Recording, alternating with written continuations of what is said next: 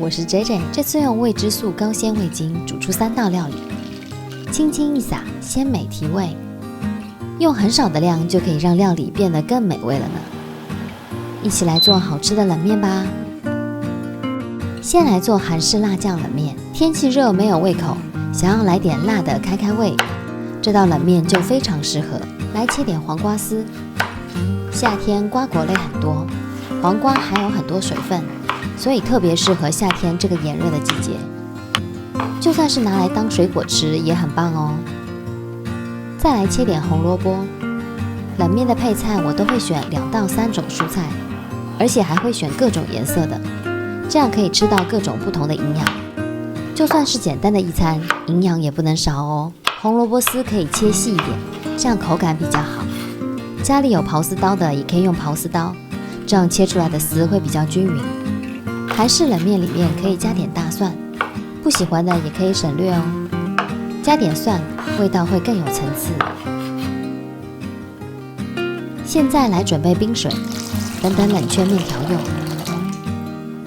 倒水来煮面啦。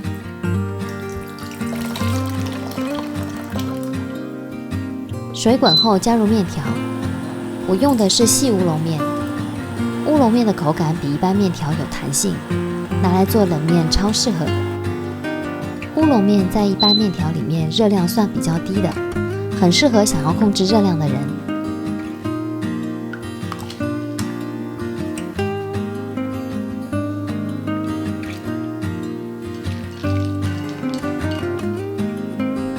煮面的水不要倒掉，拿来烫一下豆芽。水滚后放下去，再煮个3到4分钟左右就可以了。煮好后捞出来放凉备用。接着再烫红萝卜丝，红萝卜烫一下比较软一点。如果喜欢生吃的，也可以省略这个步骤哦。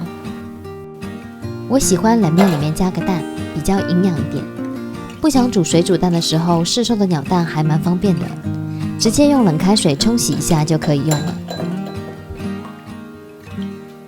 好啦，配菜都准备好了，现在来调酱汁。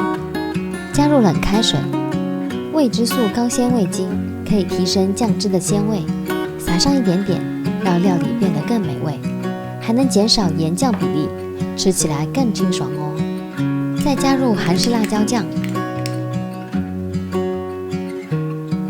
酱油、蜂蜜、蒜末、芝麻，搅拌均匀就可以了，是不是很简单呢？乌龙面冰镇好了，可以捞出来了，要沥干水分哦。加入所有配料，颜色是不是很好看呢？这个很像韩式的石锅拌饭，只不过是冷的，可以放上所有你喜欢的蔬菜，或者冰箱里面有的蔬菜都可以加进来。最后浇上酱汁，哇，看这颜色，马上就很有食欲了耶！追剧的时候来上一碗韩式辣酱冷面，乌龙面搭配清爽蔬菜和蛋白质，不止冰凉爽口又开胃，而且营养均衡，夏天超适合这道料理的。来做味噌豆乳冷面，把小黄瓜切丝。你知道大黄瓜和小黄瓜是不一样的品种吗？不是小黄瓜长大就变成大黄瓜了。小黄瓜的表面会有刺刺的，大黄瓜表面比较光滑，两种的口感和营养也不太一样。小黄瓜适合生食，大黄瓜适合削皮后拿来炒着吃，两种都很有营养呢。准备1碗冰水备用。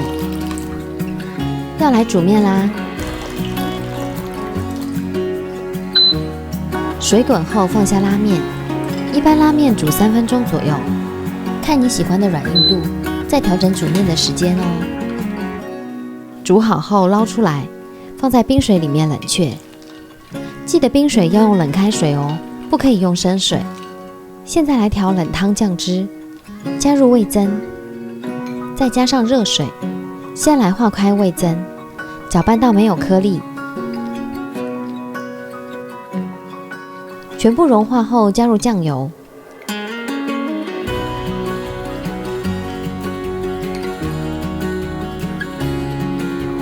再加入无糖豆浆，搅拌一下，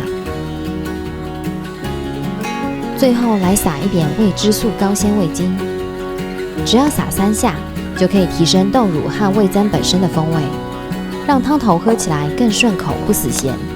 吃完面，汤也喝得一滴都不剩。捞出冷面，沥干水分，把面条放在大碗里面，再倒入豆乳冷汤。这个汤每滴都是精华。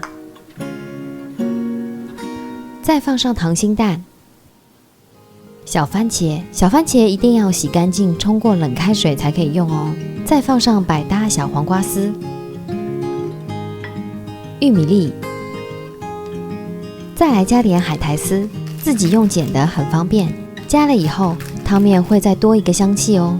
加上味之素高纤味精，豆浆汤底更迷人，冰冰凉凉的，好好吃哦。最后来做日式麻酱冷乌龙。秋葵先洗掉外面的绒毛，然后切掉这边边的硬的部分，根部也要切掉一点，这样可以去除苦味。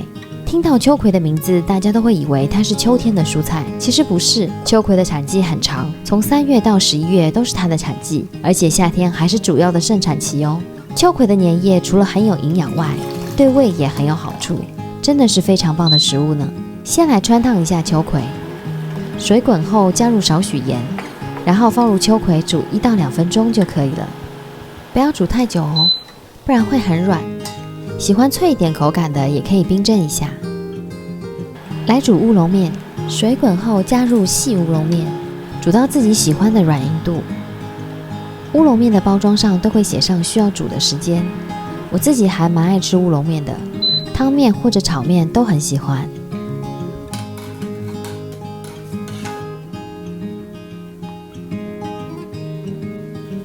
煮好后就可以拿出来放冰水冷却了。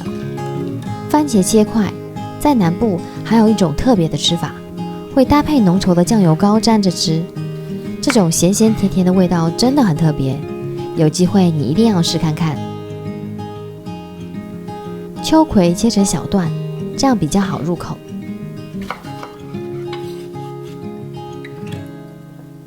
现在要来做麻酱，加入芝麻酱、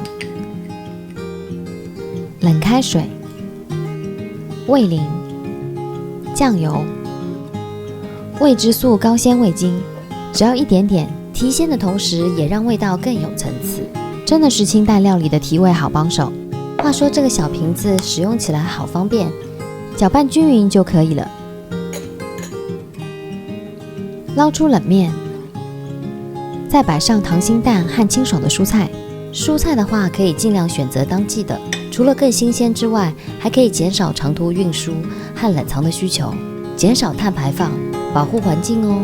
最后再浇上灵魂麻酱酱汁。